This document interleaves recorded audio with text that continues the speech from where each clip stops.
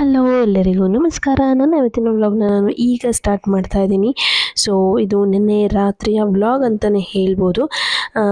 Night time ನಾವು ಅಡುಗೆ ಮನೆಯನ್ನು ಹೇಗೆಲ್ಲ ಕ್ಲೀನ್ ಮಾಡ್ಕೋಬೋದು, ಅದು ಒಂದು ವಾರ ಎಲ್ಲ ಬಿಟ್ಟು ಆ ನಂತರ ನಾನು ಕ್ಲೀನ್ ಮಾಡಿರೋದು. ನಿಮಗೆಲ್ಲ ಗೊತ್ತಿರೋ ಹಾಗೆ ನನ್ನ ಹೆಲ್ತ್ ಅಪ್ಡೇಟ್ ಹೇಳೋ ಆಗಿದ್ರೆ ನಾನು ಇವಾಗ ಚೆನ್ನಾಗಿದ್ದೀನಿ. ಸೊ ನಿನ್ನೆ ಮೊನ್ನೆ ಎಲ್ಲ ಚೆನ್ನಾಗಿರಲಿಲ್ಲ. ಸೊ ಆ ಟೈಮಲ್ಲಿ ನಾನು ಅಡುಗೆ ಮನೆ ಎಲ್ಲ ಕ್ಲೀನ್ ಮಾಡ್ಕೊಳ್ಳೋಕ್ಕೆ ಹೋಗಿರಲಿಲ್ಲ. ಸೊ ಅದರದ್ದೆಲ್ಲ ಕ್ಲೀನಿಂಗ್ ಇವತ್ತು ಮಾಡ್ತಾ ಇದ್ದೀನಿ.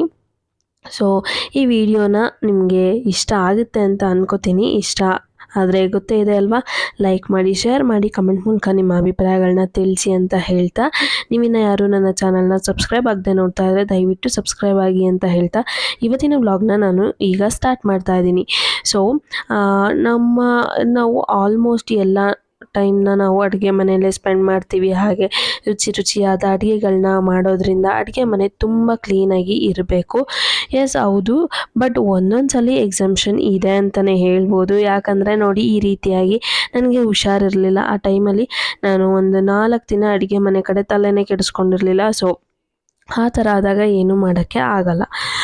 ಸೊ ಇನ್ನು ಒಂದು ವಿಷಯನ ಹೇಳ್ಕೊಳ್ಳೋದು ಮರ್ತಿದ್ದೆ. ಏನಪ್ಪ ಅಂತಂದರೆ, ನಾನಲ್ಲಿ ಕ್ಯಾಂಡಲ್ನ ಹಾಕಿದ್ದೀನಿ ನೋಡಿ. ಇಲ್ಲ, ಈ ವ್ಲಾಗ್ ಸ್ಟಾರ್ಟಿಂಗಲ್ಲೇ ಒಂದು ಕ್ಯಾಂಡಲ್ನ ಹಚ್ಚಿದೆ ನೋಡಿ. ಅದನ್ನ ನಾನು ಆ್ಯಕ್ಚುಲಾಗಿ ಬಿಗ್ ಬಾಸ್ಕೆಟಲ್ಲಿ ಆರ್ಡರ್ ಮಾಡಿದ್ದು. ಸೊ ಫ್ರೇಗ್ರೆನ್ಸ್ ಕ್ಯಾಂಡಲ್ ತುಂಬ ಚೆನ್ನಾಗಿತ್ತು. ಸೊ ಒಂದು 6 ಏನೋ ಇರುತ್ತೆ. ತುಂಬ ಒಳ್ಳೆ ಸ್ಮೆಲ್ ಬರುತ್ತೆ ಫ್ರೆಂಡ್ಸ್. ಒಂದ್ಸಲ ಟ್ರೈ ಮಾಡಿ. ನಿಮಗೆಲ್ಲ ಗೊತ್ತೇ ಇದೆ, ನನಗೇನಾದ್ರು ಕೆಲಸ ಮಾಡಬೇಕು ಅಂದರೆ ಒಂದು ಒಳ್ಳೆ ಸ್ಮೆಲ್ ಇರಬೇಕು, ಹಾಡಿರಬೇಕು, ಅಥವಾ ಟೀ ಕಾಫಿ ಏನಾದರೂ ಇರಬೇಕು. ಸೊ ಅದೇ ರೀತಿಯಾಗಿ ಇದನ್ನು ಹಚ್ಚಿ ನಾನು ಕೆಲಸನ ಶುರು ಮಾಡಿದ್ರೆ ಅದು ಖಾಲಿ ಆಗೋವರೆಗೂ ಕೆಲಸ ಮಾಡ್ತಾನೇ ಇರ್ತೀನಿ. ಒಂದು 3/4 ಗಂಟೆಯಿಂದ 1 ಗಂಟೆ ಉರಿಯುತ್ತೆ ಅದು. ಸೊ ಎಲ್ಲ ಮುಗಿಯೋವರೆಗೂ ಅದು ಕಂಪ್ಲೀಟಾಗಿ ಎಲ್ಲ ಕೆಲಸನೂ ಮಾಡ್ಕೊಂಬಿಟ್ಟೆ ನಾನು. ಸೊ ಅಡುಗೆ ಮನೆ ಕ್ಲೀನಿಂಗ್ ಅನ್ನೋದು ಒಂದು ತಲೆನೋವಾಗಿ ಇರಬಾರ್ದು. ಒಂದು ಡೈಲಿ ಲೈಫ್ನ ಒಂದು ಪಾರ್ಟಾಗಿ ಇಟ್ಕೊಬೇಕು ನಾವು ಯಾವಾಗ್ಲೂ. ಸೊ ಅವಾಗಿಂದವಾಗೆ ಕ್ಲೀನ್ ಮಾಡ್ಕೊಬಿಟ್ರೆ ವರ್ಷಕ್ಕೊಂದ್ಸಲಿ ಅದನ್ನೆಲ್ಲ ತಕ್ಕೊಂಡು ತಲೆನೋವೆಲ್ಲ ಮಾಡಿಕೊಂಡು ಅದೆಲ್ಲ ಮಾಡ್ಕೊಳ್ಳೋ ಬದಲು ಈ ಥರ ಅಪ್ಡೇಟ್ ಇರಬೇಕು. ಸೊ ಅದಾದಮೇಲೆ ನಿಮಗೆಲ್ಲ ಗೊತ್ತೇ ಇದೆ, ಈ ಆಯಿಲ್ ಬಾಟಲ್ಗೆ ನನಗೆ ಆಯಿಲ್ ಹಾಕೋದು ಅಂದರೆ ಭಾರಿ ಪೇಷನ್ಸಲ್ಲಿ ಹಾಕಬೇಕು. ಸೊ ಅದೇ ರೀತಿ ಹಾಕೇ ಇರಲಿಲ್ಲ, ಒಂದು 15 ಡೇಸ್ ಮೇಲೆ ಆಗಿತ್ತು. ಸೊ ಇವಾಗ ಹಾಕ್ತಾಯಿದ್ದೀನಿ. ಸೊ ಚೆನ್ನಾಗಿ ಕಾಣುತ್ತೆ ಬಾಟಲ್ ಕೂಡ ಅನ್ನೋ ಒಂದು ಕಾರಣಕ್ಕೆ ಹಾಕ್ತಾಯಿದ್ದೀನಿ. ಸೊ ಎಲ್ಲರೂ ಹೇಗೆ ಮಾಡಿದ್ರಿ ಯುಗಾದಿ ಹಬ್ಬನ ಅನ್ನೋದನ್ನ ಕಮೆಂಟ್ ಮಾಡಿ ಹೇಳಿ. ನಾನಂತೂ ನಿಮಗೆ ಗೊತ್ತೇ ಇದೆ, ಯುಗಾದಿ ಹಬ್ಬ ಅಲ್ಲ ಏನೂ ಮಾಡೋಕ್ಕಾಗಲಿಲ್ಲ ಅವತ್ತಿನ ದಿನ. ತುಂಬ ಸೀರಿಯಸ್ಸಾಗೇ ಇತ್ತು, ತುಂಬ ಸುಸ್ತಾಗಿದ್ದೆ ಅಂತಲೇ ಹೇಳ್ಬೋದು. ಸೊ ಎಲ್ಲ ಕೇಳ್ತಾ ಇದ್ದೀರಾ, ಕಮೆಂಟ್ ಮಾಡಿ, Q&A ಮಾಡಿ ಅಂತ ಎಲ್ಲ. ಆಮೇಲೆ ಲಾಸ್ಟ್ ವಿಡಿಯೋಗೂ ತುಂಬ ಜನ ಒಳ್ಳೆ ರೆಸ್ಪಾನ್ಸ್ ಕೂಡ ಮಾಡಿದ್ದೀರಾ. ಆ್ಯಕ್ಚುಲಿ ಅದು ಕಟ್ ಮಾಡಿಸಿದ್ದು ನಾನು ಬ್ಯಾಂಗ್ಳೂರು ನ್ಯಾಚುರಲ್ಸ್ ಹೆಸರುಘಟ್ಟ ರೋಡಲ್ಲಿರುವಂತಹ ನ್ಯಾಚುರಲ್ಸಲ್ಲಿ. ಪ್ರೈಸ್ ಬಂದು 1200 ನ್ಯಾಚುರಲ್ಸಲ್ಲಿ ಮಾಡೋದು. ನೀವು ಬೇರೆ ಕಡೆನೂ ಅದನ್ನ ಮಾಡಿಸ್ಬೋದು. ಸೊ ಅದಾದಮೇಲೆ ಆಯಿಲ್ ಬಾಟಲೆಲ್ಲ ಫಿಲ್ ಮಾಡಿ ಆಯಿತು. ಫಿಲ್ ಮಾಡಾದಮೇಲೆ ಅದು ಒಂದು ಸೈಡ್ ಇಟ್ಬಿಟ್ರೆ ನಮ್ಮ ನೆಮ್ಮದಿ ಆಗುತ್ತೆ ಈ ಕೆಲಸ. ನೆಕ್ಸ್ಟ್ ಏನಿದ್ರು ಕೌಂಟರ್ ಟಾಪ್ನ ಕ್ಲೀನ್ ಮಾಡ್ಕೊಳ್ಳೋದು. ವಾರದ ಕೆಲಸನ ಒಂದೇ ದಿನ ಫಟಾಫಟ್ ಅಂತ ಹೇಗೆ ಮಾಡ್ಕೊಬೋದು ಅನ್ನೋದನ್ನ ನಾನು ಇವತ್ತಿನ ವ್ಲಾಗ್ನಲ್ಲಿ ತೋರಿಸಿದ್ದೀನಿ. ಎಂಡ್ವರೆಗೂ ನೋಡಿಕೊಂಡು ಎಂಜಾಯ್ ಮಾಡಿ. ಆಲ್ಮೋಸ್ಟ್ ಎಲ್ಲರೂ ನನ್ನ ಡೈಲಿ ವ್ಲಾಗ್ನ ಎಂಜಾಯ್ ಮಾಡ್ತೀರಾ. ಹಾಗೆ ನೀವು ಕೆಲಸ ಮಾಡೋದು ಎಲ್ಲ ನೋಡೋಕ್ಕೆ ಖುಷಿ ಆಗುತ್ತೆ ಅಂತ ಅಂತೀರಾ. ಸೊ ಅದಕ್ಕೋಸ್ಕರ ಈ ಒಂದು ವ್ಲಾಗ್. ಹಾಗೆ ಪಾತ್ರೆನ ತೊಳ್ಕೊಳ್ಳೋಕ್ಕಿಂತ ಮುಂಚೆ ನಾನು ಹ್ಯಾಂಡ್ ವಾಶ್ನ ಸ್ಪ್ರೇ ಮಾಡ್ತಾಯಿದ್ದೀನಿ. ನೀವು ನೋಡಿದ್ರಿ ಅನಿಸುತ್ತೆ. ಸೊ ಯಾಕಪ್ಪ ಅಂತಂದರೆ ಒಂದು ಒಳ್ಳೆ ಫ್ರೇಗ್ರೆನ್ಸ್ ಇರುತ್ತೆ, ಅಲ್ಲೆಲ್ಲ ನೊರೆ ಎಲ್ಲ ಬರುತ್ತೆ, ಚೆನ್ನಾಗಿರುತ್ತೆ ಪಾತ್ರೆ ಎಲ್ಲ ತೊಳೆಯೋಕ್ಕೆ ಅಂತ ಅಷ್ಟೇ. ಸೊ ಪಾತ್ರೆ ಎಲ್ಲ ತೊಳೆಯೋಕ್ಕೆ ಮುಂಚೆ ನಾನು ಅನ್ನಕ್ಕೆ ಇಟ್ಕೊಬಿಡ್ತೀನಿ. ಪಾತ್ರೆ ತೊಳೆಯೋ ಅಷ್ಟರಲ್ಲಿ ಅನ್ನ ಆಗೋಗ್ಬಿಟ್ಟಿರುತ್ತೆ. ಸೊ ಈ ಥರ ಟೈಮ್ ಸೇವ್ ಕೂಡ ಮಾಡ್ಬೋದು ನಾವು. ಸೊ ಅನ್ನಕ್ಕೆ ಫಸ್ಟು ಒಂದು ಕುಕ್ಕರ್ನ ತೊಳ್ಕೊಂಡು ಅನ್ನಕ್ಕೆ ಇಟ್ಬಿಟ್ಟು ಆಮೇಲೆ ಮುಂದಿನ ಕೆಲಸನ ಮಾಡೋಣ ಅಂತ ಅಂದ್ಕೊಂಡಿದ್ದೀನಿ. ಎಂಡ್ವರೆಗೂ ನೋಡಿ, ಆಮೇಲೆ ಸಿಗ್ತೀನಿ ನಾನು.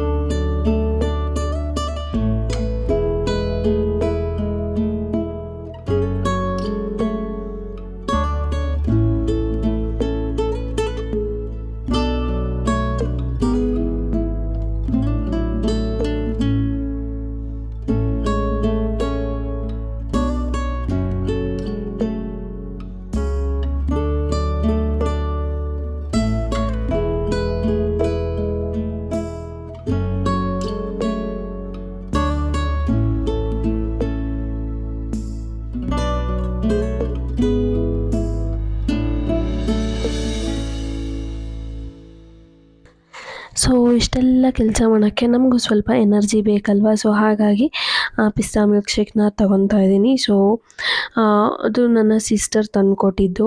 ಅವಳು ಜಯನಗರ್ ಹೋಗಿದ್ಲಲ್ಲ, ಸೊ ಹಾಗಾಗಿ ಅಲ್ಲಿ ಜಯನಗರ್ 4th ಬ್ಲಾಕಲ್ಲಿ ಮಿಲ್ಕ್ ಶೇಕ್ಸ್ ಇದು ಚೆನ್ನಾಗಿರುತ್ತೆ. ಒಂದ್ಸಲಿ ಆ ಸೈಡ್ ಯಾರು ಬೆಂಗಳೂರವರು ಈ ವ್ಲಾಗ್ನ ನೋಡ್ತಾ ಇದ್ದರೆ ಒಂದ್ಸಲಿ ಟ್ರೈ ಮಾಡಿ, ತುಂಬ ಚೆನ್ನಾಗಿ ಇರುತ್ತೆ ಅಂತ ಹೇಳ್ತಾ ಬನ್ನಿ.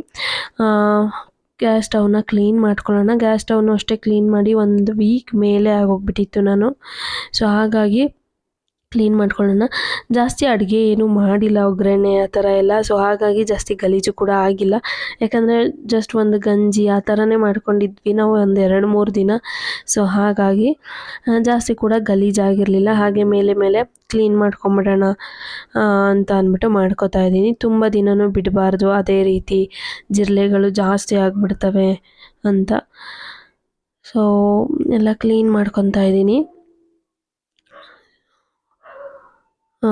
ಎಲ್ಲ ಕ್ಲೀನ್ ಮಾಡ್ಕೊಂಡಾದಮೇಲೆ ಕೌಂಟರ್ ಟಾಪ್ನ ಕ್ಲೀನಾಗಿ ಒಂದು 3-4 ಸಲ ನಾನು ಒರೆಸ್ತೀನಿ. ಫಸ್ಟಿಗೆ ಮಿಸ್ಟರ್ ಮಜಲ್ ಹಾಕ್ಕೊಂಡು ಒರೆಸ್ತೀನಿ. ಹಾಗೆ ಪ್ಲೇನ್ ವಾಟರು, ಹಾಗೆ ಸೋಪ್ ಪೌಡರ್ ಇದ್ದರೆ ಸೋಪ್ ಪೌಡರ್ನ ಯೂಸ್ ಮಾಡಿ. ಆಮೇಲೆ ಲಾಸ್ಟಲ್ಲಿ ಬಿಸಿ ನೀರನ್ನ ಹಾಕ್ಕೊಂಡು ನೀವು ಲಾಸ್ಟಲ್ಲಿ ಕ್ಲೀನ್ ಮಾಡ್ಕೊಬೇಕು. ಚೆನ್ನಾಗಿ ಒಂಥರ ಜಿರಳೆಗಳು, ಇರುವೆಗಳು ಎಲ್ಲ ಓಡಾಡಿರುತ್ತೆ. ಇನ್ ಕೇಸ್ ಅರ್ಲಿ ಮಾರ್ನಿಂಗ್ ಒಂದ್ಸಲಿ ಬಟ್ಟೆಲಿ ನಾವು ಒರೆಸ್ಕೊಂಡು ನೆಕ್ಸ್ಟ್ ಕೆಲಸನ ಕಂಟಿನ್ಯೂ ಮಾಡ್ಬೋದು ಅನ್ನೋ ಒಂದು ಕಾರಣಕ್ಕೆ. ಇದಾದಮೇಲೆ ಇದು ಹಾಟ್ ವಾಟರಲ್ಲಿ ಒರೆಸ್ತಾ ಇರೋದು. ಹೀಗಿತ್ತು ನನ್ನ ನೈಟ್ ಒಂದು ಕ್ಲೀನಿಂಗ್ ರುಟೀನ್. ಇದು ಒಂದು 1/4 ಗಂಟೆಯಿಂದ 1 ಗಂಟೆ ಮಾಡಿದ ಕ್ಲೀನಿಂಗು. ನಿಮ್ಗೆಲ್ಲರಿಗೂ ಇಷ್ಟ ಆಯಿತು ಅಂತ ಅನ್ಕೋತೀನಿ. ಇಷ್ಟ ಆದರೆ ಗೊತ್ತೇ ಇದೆ ಅಲ್ವಾ, ಲೈಕ್ ಮಾಡಿ, ಶೇರ್ ಮಾಡಿ, ಕಮೆಂಟ್ ಮೂಲಕ ನಿಮ್ಮ ಅಭಿಪ್ರಾಯಗಳನ್ನ ತಿಳಿಸಿ. ಇನ್ನು ನೆಕ್ಸ್ಟ್ ಎಲ್ಲ ರೆಗ್ಯುಲರಾಗಿ ವ್ಲಾಗ್ಗಳು ಬರುತ್ತೆ. ಆದಷ್ಟು ಟ್ರೈ ಮಾಡ್ತೀನಿ ರೆಗ್ಯುಲರಾಗಿ ಹಾಕೋಕ್ಕೆ. ಹಾಗೆ ನಮ್ಮ ಈ ಒಂದು ಮೈಕ್ರೋ ಓವೆನ್ ಕೆಳಗೆ ಕೂಡ ನೀಟಾಗಿ ಕ್ಲೀನ್ ಮಾಡ್ಕೊಂಡಿರಲಿಲ್ಲ ನಾನು. ಒಂದು 15 ಡೇಸ್ ಮೇಲೆ ಆಗಿತ್ತು. ಸೊ ಅದನ್ನ ಕೂಡ ಮಾಡ್ತಾಯಿದ್ದೀನಿ. ಹಾಗೆ ಮಿಕ್ಸಿನೂ ಕೂಡ ಅಷ್ಟೇ ಅವಾಗೇ ಕ್ಲೀನ್ ಮಾಡ್ಕೊಂಬಿಡ್ಬೇಕು. ಇಲ್ಲ ಅಂತಂದರೆ ಆ ಮಸಾಲೆ ಏನು ಚೆಲ್ಲಿರುತ್ತೆ ಅದೆಲ್ಲ ಅಂಟ್ಕೊಂಬಿಡುತ್ತೆ ಅಂತ. ಸೊ ಇದೆಲ್ಲ ನೀಟಾಗಿ ಒರೆಸಿ ಆದ ನಂತರ ನಾವು ಇದು ಮೈಕ್ರೋ ಓವೆನ್ನ ಕೂಡ ಕೆಳಗೆ ಒರೆಸ್ಕೊಂಬಿಡೋಣ. ಯಾಕಂದರೆ ಇಲ್ಲಿ ಮೇಲೆಲ್ಲ ಗುಡಿಸಿರ್ತೀವಿ, ಅದರ ಕೆಳಗೆ ಹಂಗೆ ಡೆಪಾಸಿಟ್ ಆಗಿಬಿಡುತ್ತೆ ಹಳೆ ಕಸ ಎಲ್ಲ. ಸೊ ಆ ಕಾರಣಕ್ಕೋಸ್ಕರ ಎಲ್ಲ ಕ್ಲೀನ್ ಮಾಡಿಕೊಂಡು ನೋಡಿ ಈ ಥರ ವಾರಕ್ಕೆ ಒಂದ್ಸಲಿ ಈ ಥರ ಡೀಪ್ ಕ್ಲೀನ್ ಮಾಡ್ಕೊಂಬಿಟ್ರೆ ದಿನ ಒರೆಸ್ಬೇಕು ಅನ್ನೋದೇನು ತಲೆನೋವಿರಲ್ಲ. ಕಂಪ್ಲೀಟಾಗಿ ಕ್ಲೀನ್ ಆಯಿತು. ಸೊ ಫೈನಲಿ ನಮ್ಮ ಬಟ್ಟೆಗಳನ್ನೂ ಕೂಡ ನಾನು ಒಗೆದೇ ಇರಲಿಲ್ಲ ಒಂದು 4 ಡೇಸಿಂದ. ಒಗೆದು ಈಗ ಎಲ್ಲ ಒಣಗಾಕಕ್ಕೆ ಸ್ಟಾರ್ಟ್ ಮಾಡಿದ್ದೀನಿ. ಯಾಕಂದರೆ ನಾಳೆ ಸಂಡೇ ಆಗಿರೋದ್ರಿಂದ ಏನಾದ್ರು ಪ್ರೆಸ್ಗೆ ಏನಾದ್ರು ಕೊಡೋ ಹಂಗಿದ್ರೆ ತೊಗೊಂಡು ಹೋಗಲಿ ಅನ್ನೋ ಒಂದು ಕಾರಣಕ್ಕೆ.